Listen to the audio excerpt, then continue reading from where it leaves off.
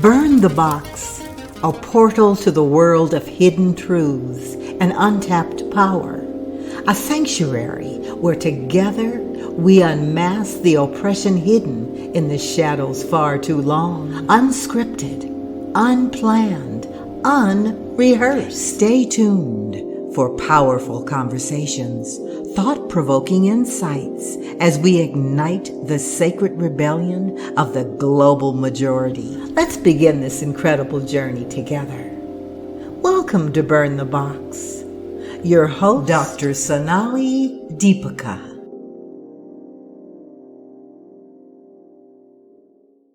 Welcome. Hey. Welcome to Burn the Box. Hello, Evan. Yo. Let me introduce you to my guest, Evan Milligan. Evan is an Interstate 10 baby, born in Houston, Texas, and raised in Montgomery, Alabama.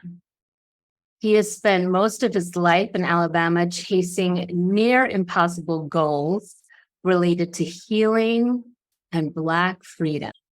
His ancestors have been kind and patient with him, blessing him with beautiful activist parents, mentors, empowering educational experiences, and a loving family of his own, including partner and 2 children. Evan lost his father in 2021 during the midst of an advocacy effort that ultimately led to his involvement in historic voting rights litigation that culminated last fall with the oral argument of Merrill versus Milligan at the US Supreme Court. Wow. The decision for this case will impact the nature of voting rights in America and will be published by July of this year.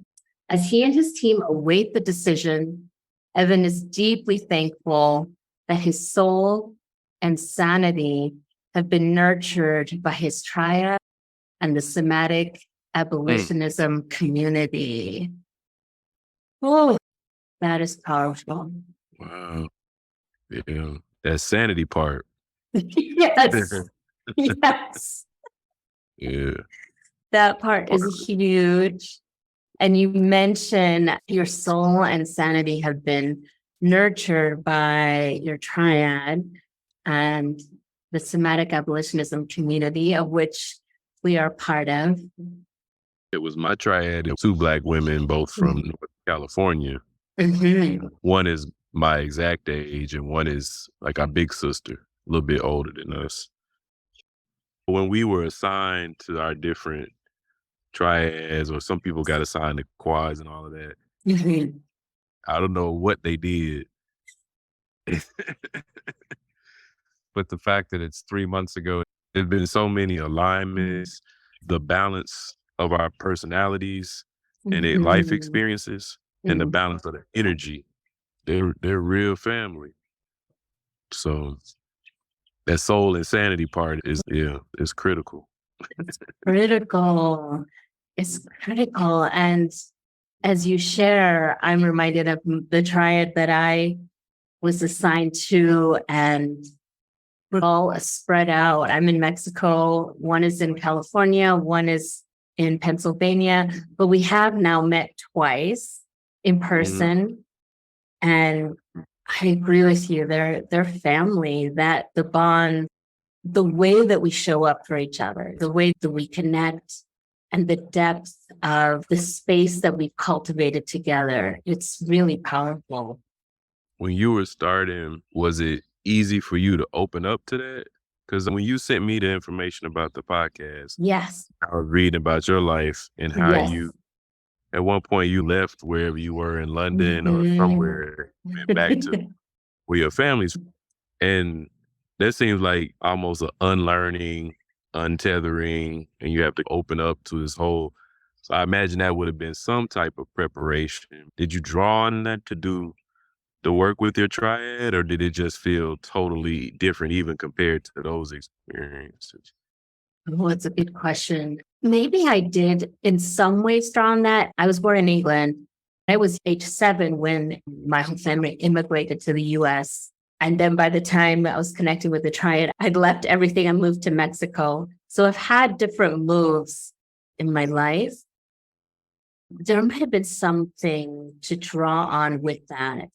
But it also felt so new, this idea of somatic abolitionism, this course that there was so much to learn there, or learning and unlearning, and also connecting in this different kind of ways. I think it took some time to feel into what we were doing. Plus, it was all emerging anyway as we were going through it. Like our cohort was up with the pioneers in it in some ways. Yeah. It was totally different, I think, for me. Yes. When I said that about the sanity part and the stuff I was saying about my dad, it was a situation where I had a lot of guilt because I chose to do a work thing at a critical point where I missed some doctor's rounds that morning prior to him having what ultimately the fatal heart attack. It wasn't one of those things where the guilt was warranted because that, like all of those isolated moments, you never know which one is what. Yeah. But just in terms of my narrative and just my relationship with activist work throughout my life, where it just is this all consuming thing and it's hard to find balance or a sense of boundary and all of that. So on the trauma side, once I got there that evening, he was great. That afternoon, actually, he was great. I missed the doctor's rounds. He wasn't in a place where he could explain it, but we just sat and just talked. Yeah. He's just this beautiful black man, darker skinned brother from Houston, 3rd Ward, will wear these big Andre 3000 rings and he taught himself huge library, huge African art collection. Yeah. He didn't graduate college until he was like 65. I graduated before him. He passed at 75. Self-taught. There's a bunch of people. And so we were just vibing and chilling, and I had to leave because of the COVID protocol. So I came back the next day, and the situation had gotten worse. And so I was doing advocacy, trying to get whatever, and finally get the doctor there. Why haven't you done this, that, and the third? Then he starts coding, basically. So I'm like, at one point I even texted my triad as this was happening. Yes. I just needed to have some kind of, not my immediate family who would also be pulled into the trauma wheel, but somebody that would be just hold the whole circle. We had already started incorporating music and bossy and then start processing rock and stuff. It just really happened organically because I didn't know one of them was a drummer. I didn't know one of them had his extensive history with art and music and all that. And it just happened. And around the time of it was like these tools were there and the community was there. And it called me back, watching him take different experiences into a poem or photography or into a joke or whatever in his fashion sense, which I don't have because he was cold. And it was like recycling in the culture and into drum. And I had gotten away from that. Yeah. Right. So the healing part that I'm still healing, it's still a healing process, but it was like being called back into that as that is happening. And then the aftermath of that, I don't even know what would have happened. He died in stages. So he died, he coded and lost consciousness and pulse in front of him. And it was this big thing. I had my brother, my wife, my mom, and other people that clearly I could have, but I knew that as soon as I text them this, I'm going to have to switch out of my grieving and shock to managing their expectations and need for information. So the triad was a safe space to bring that experience. So this is all about full circle. That you just be present. It was not about requesting information or extraction. Or not that it's extraction, but it's just that you hold it. So I was able to bring that to them even as it was happening, which it wasn't a deep conversation, but just the fact that was a relationship and the tools were there. Now, on the heels of him, we had to disconnect him from the ventilator and all that kind of stuff ultimately. So that was like his second passing. And when my body's response to seeing my parents or elders in these moments throughout life. There's been a lot of medical stuff in our family here. It's these images that I really get out of my head sometimes. Yeah. And so what do I do with that? What it was for me is vibration is where is it? I try to locate it in a tone or a melody or a rhythm. Yes. And that would evolve into a song eventually. And that brought me back to my dad. He's a poet and a photographer and a radio DJ and all these things. Wow. Even when he was like the manager of a McDonald's. So that was what he used to recycle his frustration into art or into, and it was like, it got me back into that. Yes. When I wasn't soul and sanity. Yes, I can feel this almost like a parallel process.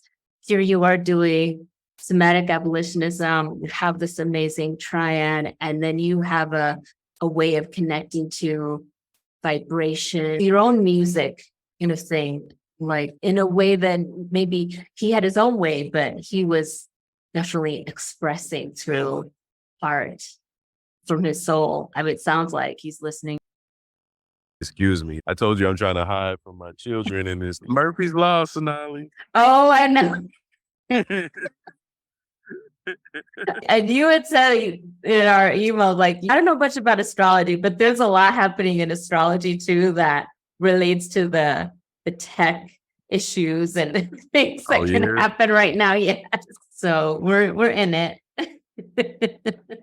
This idea of burning boxes, like what I know you're doing, you have activism in your lineage and in your life and all of this. What feels most alive to you about burning boxes and maybe expanding out of places that feel confined? I think that's interesting. Yeah.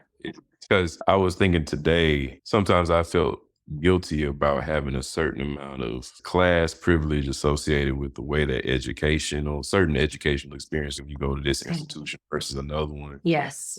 That gives you more mobility to invent titles for yourself in the context. All these things. There are times where I'm from is still a very caste-defined sort of place. It's better than when I was a kid, but even now, that's thick. It's thick in our psychology. It's thick in internalized superiority, inferiority. Yeah. Sometimes what we're willing to dream about. And there's a physical piece of that, the way that here in Alabama, every year, folks that are graduating high school or of age to leave are leaving in a way that our folks who are from here were moving back and that kind of thing. It's been a very flat population growth over the last 40 years, 50 years in comparison to, say, Georgia, for example, which is at a pretty slanted upward thing. So the idea of burning boxes, on one hand, I'm really into it because I like the idea of having total freedom and being able to pivot and create. And at times, it feels, am I abandoning something? Am I abandoning my anchoring some kind of way? That's played out in relationships. That's played out in work things. It's played out in a lot of ways.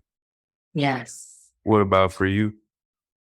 Wow. I'd like to just reflect on what you shared, but then I also will share because it's important. I think this idea of while still staying in the same place, like where we stay, where we are, but we're burning our own boxes. Is it possible to do that and to be able to help our communities and not feel, because it really resonated, like it landed for me, this idea of abandonment. You're mentioning a lot of people from Alabama are leaving after they get their education, wherever they're going. So they're not choosing to stay, they're choosing to go somewhere else. I'm sharing it as a reflection and also because it is also definitely relevant to, I'll share a bit about my experience.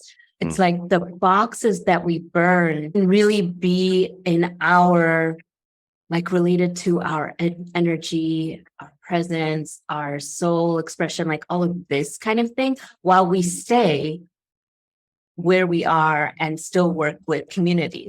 I think it's possible to not have to leave, not have to abandon maybe to allow an expansion that's just for us to be able to then bring that to the community. But we have done our own work to allow this expansion, just like this somatic abolitionism, this somatic process that we have in Bossy to look at. For anyone who doesn't know, like to look at vibrations and not look at, but really tune into our vibrations, images, our meaning making, again, the behavior, our affect, or like our emotions, our sensations, to really tune into all of that, to allow us to imagination too. Our imagination. Absolutely. So these are ways we've learned through our process to help us understand what we're holding in our bodies and to help us, especially with like imagination, with vibes, to be able to expand out of boxes. That was really coming through with what you shared. And I'll share for me. I laugh a little bit because, I've definitely been about moving.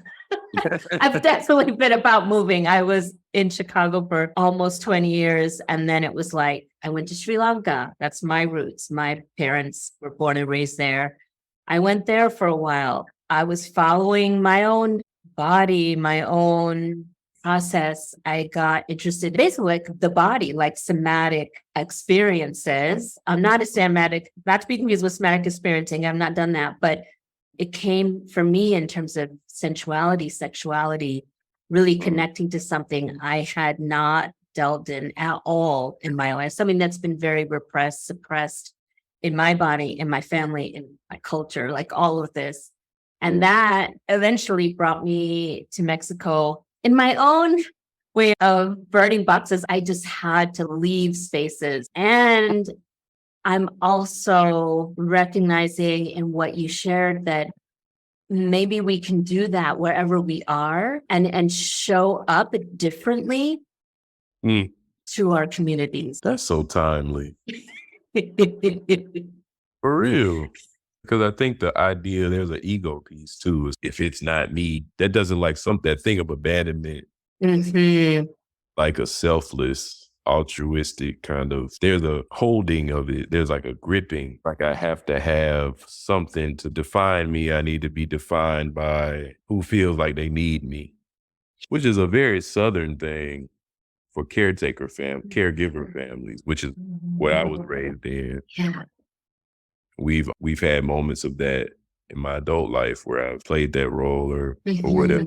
One of the things about Resma, the first time I heard about him, I was working with a coach. And this is my first job as the executive director, and probably woefully underqualified. Like I've done a whole lot of like activism, nonprofit work, but never in this type of thing. So there's all kind of mistakes, blah, blah, blah. But one of the pieces of advice that I got when I started was, you got to get an executive coach.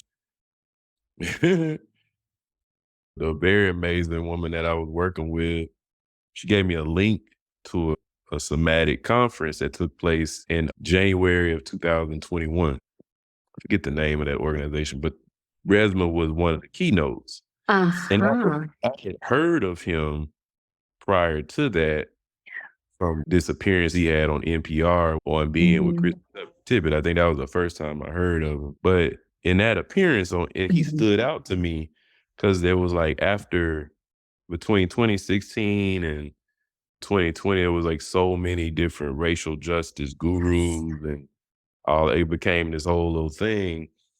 And so I was suspicious when I would see somebody that when it felt like it was coming from DEI. And when he started talking about his grandmom and how she would fart and stuff like that, we had to ride from Montgomery, Alabama to Houston, and then then I was with my mother-in-law going from Houston to El Paso. So that was like 17 hours in the car back to back, or 15, whatever. So I wasn't really in the mood for a lot of like deep talk or whatever. And when he said that, he was talking about his work with folks in the military and his grandmom, and it was just so real. I was like, okay, this is not just jargon and the order of the day. This is a person.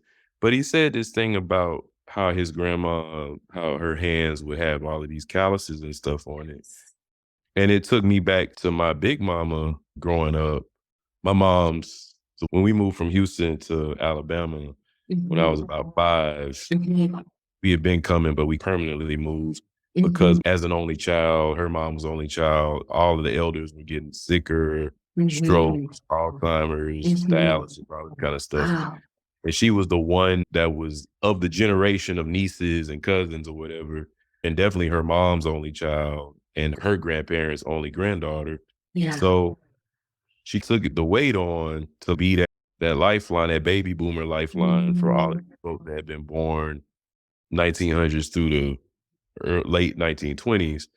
And it was extremely beautiful and extremely traumatic for her, but amazing. But I remember Big Mama would sit, and she's my maternal grandmother's mom, and she would just sit and rock, especially as she got older with Alzheimer's and her memory would fade a little bit about where she was, what was going on. She would just rock. She would just say, geez, and say that over and sometimes cry sometimes. And there were scars on her face from just things growing up in the South, and you can't get the medical attention that you normally would have gotten because you're Black. So it's like preventable stuff will have permanent scars. There were a lot of people like that. And it just, when I was reading that description, it like gave me something to do with all of these images and the feelings associated with them that nothing else that I had encountered even really spoke about, unless it's a Toni Morrison novel. Cause she, right? Yes. Oh, yes. So what you said about the thing of holding on, there's a balance that I don't really have. Example that I was given was I'm old enough to make my own examples, but you get what I'm saying. The thing that is the holding that person that has those scars, like you don't leave. You don't even go too far outside the box. If you burn the box and the box is what they know, now they don't have a point of reference for you. That feels a lot like one of the paradoxes of being artistic or doing any type of revolutionary change or any type of healing work in a place that's built on the foundation of like plantation economy where like bodies are owned and coerced, and that's what we work with. Oh, thank you. Thank you for sharing all of that. There were a couple of things that came to me as you were sharing. One is, how do we is it possible? It comes back to what you had shared earlier about this abandonment idea of like, really burning a box would be leaving and that abandonment. And then you brought in as a caregiver, like being there as a caregiver and a box being familiar to the caregiver. So you're like in that box to be of service to this elder. I just really appreciate what you share because it brings up so much nuance around the idea of a burning box, because that sounds so, well, it is so permanent to burn a whole box. But it again brings me back to things that we can do so that we don't feel too confined in the box, while also having access to the box so that we could be there for an elder, for example, or for a group of people even who are in it still. What does that look like of us doing our own work to expand, to have more expressions? Because all of this for me it brings up ideas of not wanting to feel stifled, confined, oppressed, like that kind of expansion. But what you're sharing is so real about what does that look like? What does that look like in day-to-day life? That's so funny. Yeah. I told you we're working on this festival. Yes. We don't even have to talk about it for real because this is better. I'm bringing it up for the purpose of saying that it's a festival. We'll have different hip hop artists, punk artists and stuff like that. Just by virtue of timing, the era, I was born in 81, but I came of age in the 90s in Montgomery. And I came of age around a particular group of people who ended up playing instrumental roles in what became our hip hop culture here. And so people in my age group that grew up in other parts of the state, they have similar stories, who had similar interests or whatever. When I follow up with some of these guys now, They're wise beyond their years. They've been through a lot. And there's a thing of noticing how much they lost in attempting to buck against the caste system here when there were no resources. There's just a look behind their eyes that is more than just incarceration or like the entertainment industry or whatever. There's this, I don't even know how to describe it, but these are people that at a point, we weren't born into the same conditions, all of us, but just as far as being the same age in the same small town, I don't know. I feel really like there was something you just said is getting away from me, but there's like a connection there of wanting to create a space just to hold all of these Black men and Black women too. I think there are spaces for Black women now that are not spaces that I can find them and say, hey, you should talk to this person. But for the Black men and that fall into this, that have that look, I guess where I was coming from is maybe burning boxes is not really an abandonment thing if within the place we are, there are people that we can't reach within the box. And even in order to get to them in the context where we are, we have to discard some things and to simplify, get more focus, make honorific sacrifices and things to trim the bushes and to trim the hedge to create that space. Yeah, that was speaking to me in the moment. Yeah, as you were sharing, it really sounds like this group of artists, musicians that you're mentioning, they were burning boxes. It wasn't easy. It didn't sound like, and it maybe they faced a lot of challenges in doing that because it's like there's a whole system. I mean, we know there's a whole system there that they were trying to expand out of, and that's not often received. I mean, it might be from some people who appreciate the music, but from a whole lot of other people, that's not going to be received well. So there's that aspect as you were sharing. And also, as you said, like they stayed with their communities, but they were like trying to, I'm using my words now, but expand. It sounds like they were trying to like, hey, this doesn't have to be like this. Let's do this differently. Let's not be in such oppression, right, in this time. It also, as you were speaking, and this is what had come up earlier for me also, it really sounds as someone just witnessing your bio meeting you that your father did that in his own way too, with his music, with his expression, his artistic expression, while he was in a place. And he didn't leave the place. He was there. He was working, caring for a family, all of this. But it sounds to me that he had a way of, he was burning boxes himself or expanding out of boxes or expressing something. Because art is like the industry up until very recently, it was so much a choose me kind of thing. Like I'm on the auction block trying to be chose. I'm a dude juggling the bed. But maybe I'm the best juggler in the world, but you just didn't see me. So it's like, it's the alchemy of timing plus talent, plus willingness to constant performance, even if there's not actual equitable business financing. It's just the amount of FaceTime I need. I'll take the bad deal. I need the FaceTime. There was that kind of, it's a lot of that, like you waiting for the portal to open. Is it my turn? And he had tried that. And what was interesting about him as a Black man in the 80s, in the 90s, he came of age. See, Houston is a cold place. I hope you get to talk to some people that's from down there, both Asian body, Black body, anybody's from Houston. Okay. Everybody's a culture down there because it's different and it's not a place that's, I don't know why.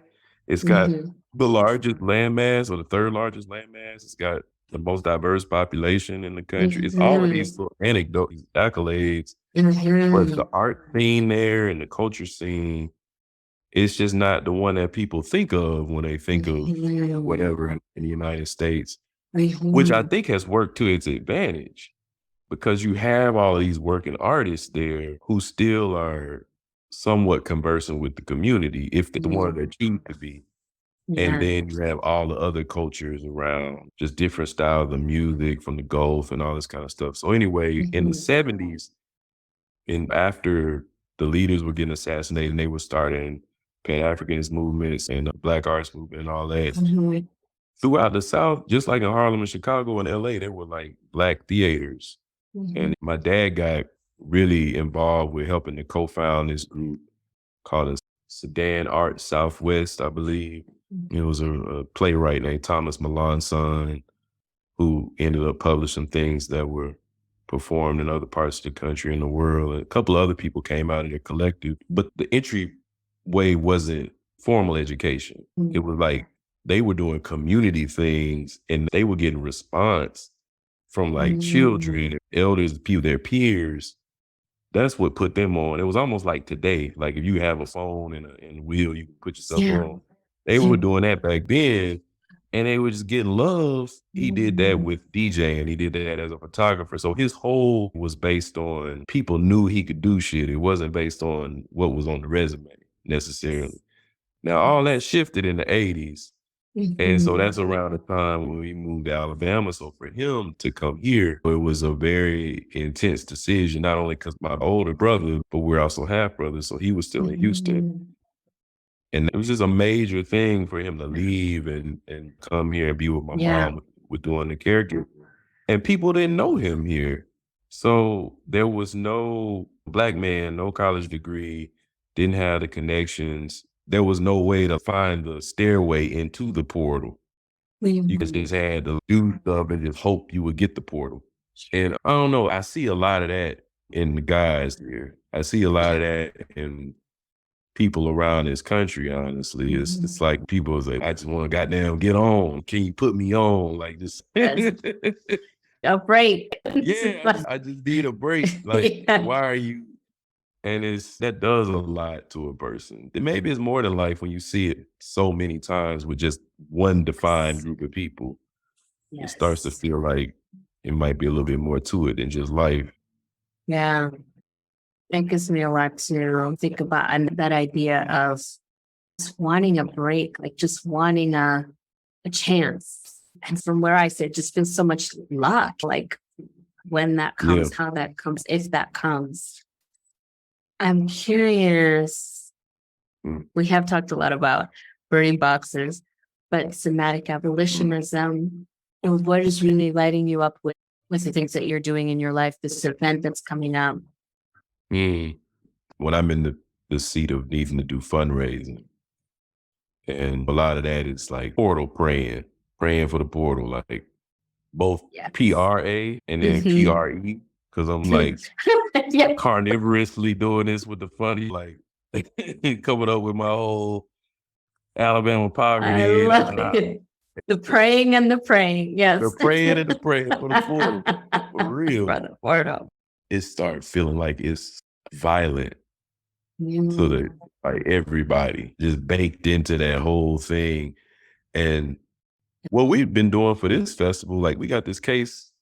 I'm a plaintiff along with 5 or 6 other plaintiffs on the case. It's just that I'm the named plaintiff. So there's things that we have to do to help people become informed about what's going on with the Voting Rights Act, how that impacts other aspects of society, democracy, freedom. And that conversation doesn't have to involve the body or somatic abolitionism. Right. But again, roll of the dice. Yeah. You and I know we've been doing for the last 2 years or 3 years almost. And I just happen to be the one that's the named plaintiff. So I'm gonna bring it in. Because everything I just said about what happened with my dad and all this other stuff, we bring it. Come on. So now with anybody really, the artist, the billionaire, the person on the street, what I'm trying to reduce the message to is first and foremost, will y'all pray for us? Will you say an intentional word for us? Will you, if you're a drummer, will you drum for us? If it's Jesus or Risha, if you don't believe one of them, but you got somebody on earth that you look to for whatever, if you could just offer a word to the young people that's like Justin Jones and Mattia Powell in Tennessee and Tamika Atkins in Georgia. And it's so many people that folks don't even know their names. Karuna, Stroud, like there's so many people. I could just keep saying names. They don't even, they never been on anything. Just like the rappers, right? But they out here, and if you could just hum for us, just rock with us. Because we're entering into a period of time where there will be conflict and there will be family pulled in one direction or another because of different allegiances, and there will be volatile, like how the climate is, the earth climate and the political climate. And just to ask somebody these days to even take the time to just send you an honest and true word, not like you my fan but just a true word. That's where I'm trying to start now. In addition to the creative recycling and creating music and blending that with our content, our policy and stuff, the somatic abolition has helped me just dig back into that part of where our humanity connects. And it's really interesting to do that in the Bible Belt like this, because so many people that feel like they're super religious, they are very genuine people, and they're very spiritual people. There's a whole like economy and industry of church here that might look different than an ashram somewhere or the other faith traditions. They just don't have that corporate infrastructure that United States does that controls all these people's thoughts. But to just even go to them and say, look, I'm sorry, big bro. I said, I'm sorry, ma'am. I'm sorry, sir. We not gonna line up on everything. I'm gonna be on the opposite side of the picket out for you on something, but this right here, you might say no, but can you just offer that? Pray for our safety, our kids, our humility, our ability to serve. Yeah, now that's where it's at right now for me. And then we can get to the money. We can get to the resources. If you do that, yes, you know, that's deeper than money. Wow, thank you. It feels asking for some expression that is grounded in this Vasi that we've been talking about. That's something that feels true, something that's true, authentic, your word, a word, like you said. Yes, that's valuable. I was looking at what you had shared with me before and about what's lighting you up. And I want to say living as a whole healed Black man in the earth. That's cold. It is, though, because I'm not saying in a certain type of house, in a certain type of material condition,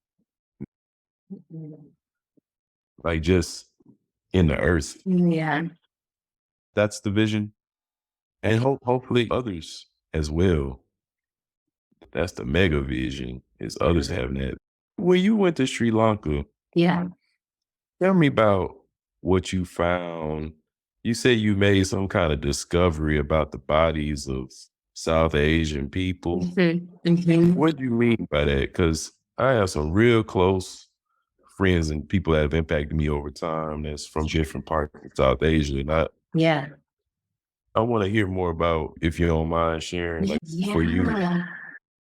What I found was with this work, with somatic abolitionism, we are delving into what we're holding in our bodies, and especially how that relates to oppression. This is how I see it anyway. And being there in Sri Lanka, in the kind of homeland or motherland for me, because I visited, but I'd never lived there until just 5 years ago, when I went. It was a chance to experience a bit more what that country had been through in terms of colonization, and to understand what that does to a people. Colonization is everywhere, right? But in that country, it's really close in terms of generationally. It's like Sri Lanka became independent from Great Britain around the time my mother was born. So I'm just the next generation of that. So it's pretty close. What am I trying to say? It's not like it's been generations of this independence. It was just like one, really, because my mother's still alive. And it's just pretty much just happened, right? It's like there was an awareness I had living there that helped me to understand my own lived experience. Because I wasn't born there. I was born in England. And then I'm an immigrant. We moved right to the US. But to understand what happens when a group of people, when the culture is basically wiped out, when everything that the religion, the traditions, the language is still there, fortunately. But when this other group comes in and says, this is the way you do things. Right. And this is how we're going to be doing it. And it impacted me a lot in terms of healing. I was in Chicago for many years. I did medical school there. I became a psychiatrist, or I became a child psychiatrist. You're a whole doctor. You am. You a whole Western doctor. I am. In the dish. I am. Yeah. I am. And this is part of me burning boxes. I'm no more. I see what you're I'm not working in that anymore. But yeah, I'm trained at and I did practice for years. University of Chicago. You talking about burning some expensive. You not talking about. Well, I'm sitting here talking about black men on the. You being hella polite. Yeah, I understand. Oh, gosh. What? No, but it is related though. It is related. It is all related. I feel like it's all related from my perspective. But yeah, it was like there's a lot of boxes being burned. But when I was there, I was drawn there because of this indigenous healing that I had learned about through a white-bodied person in Chicago of Ayurveda. That is like 5,000 years old, that has roots in Sri Lanka and India. And I got interested because it was a whole different way of healing, and it was a whole different way of looking at health, and it was all these things. So that is really what drew me to move there and to leave everything. But then when I got there, I find out in terms of what did I learn, it was learning that everything was so colonized. It was not surprising. It's just more actually getting to see it, like even to learn this more indigenous form of healing, it was all, my experience was it was all westernized, because it had, when the British had come and the British kind of said, this is what healing is. It's Western medicine. And so that took over, and anything else got really, they tried to wipe it out, but it didn't. It was still there. And I was trying to learn from that. So without going down too much of a rabbit hole, it was really eye-opening, because, okay, now I'm trying to learn something. I'm like, wow, it's not even really available in the way I want to learn. And part of that is that I'm not fluent in the language that maybe I could have learned from some elders who were doing that kind of work. I was limited because I know some, but I couldn't learn that way. But it also, in the end, ended up leading me down a whole different path that was about connecting to, in broad strokes, like connecting to the body and connecting to our power and connecting to like a sense of liberation. And that was with sensuality, with sexuality, with the whole that brought me to Mexico and doing sensuality coaching. And through that is where I met someone, Nika Carly, a friend and kind of a peer mentor of mine, who was familiar with resonance work. And that's how that happened. So that came in and it was like, what's this? Oh, my grandmother stands. And that was like, it's wow. When you lived in Sri Lanka, did you find that the industry around the traditional healing practice that you wanted to learn more about, you're saying that too had been westernized, like the way Westerners go to India for the industry of yogi, or people go to India, Nepal for the industry of dealing with the Himalayan mountains. Like there's a whole industry, and they give portals to people to, if you're a Sherpa, if you're a certain, you can come up. Was it like that? That's what you found a little bit? My experience, I was invited through friends of my mother, and that family owned this chain. Now they have, I think, maybe 4 they're beautiful. They're these Ayurvedic resorts, they're hotels. And so then people come and they get the food and they get the actual like services, like the spa treatments, that kind of thing are amazing. They did really preserve that and these medicinal oils. And there's a lot, people leave feeling a lot better because it is thousands of years old medicine. And when I went, I have my own lens and I've already gone through medical school. I've done all of that and I go and I realize this feels to me very westernized, like how it was being done. Like there was limits in culture and language too. What were you gonna say? I would say your body language was saying this feel like some bullshit. But, there were definitely like I knew, and I kept trying because I had by that time I didn't just leave my life in Chicago. The condo somewhere in there got sold. Like I didn't leave with easy way to return, is what I'm saying. I really just left. I burned the box. And I went, and then I'm like, oh, this isn't exactly what I wanted to learn. I really was into this holistic, like spiritual, energetic, emotional, like physical, like everything. Like I wanted to get the whole thing. And I felt like it was just a part of it that was being offered. And it was okay for the people that came, but it wasn't what I was there to experience. So it all there were just detours, like I was sharing. So it all came like in a different way, what I was looking for or what I wanted to understand and experience and be able to hold space for others.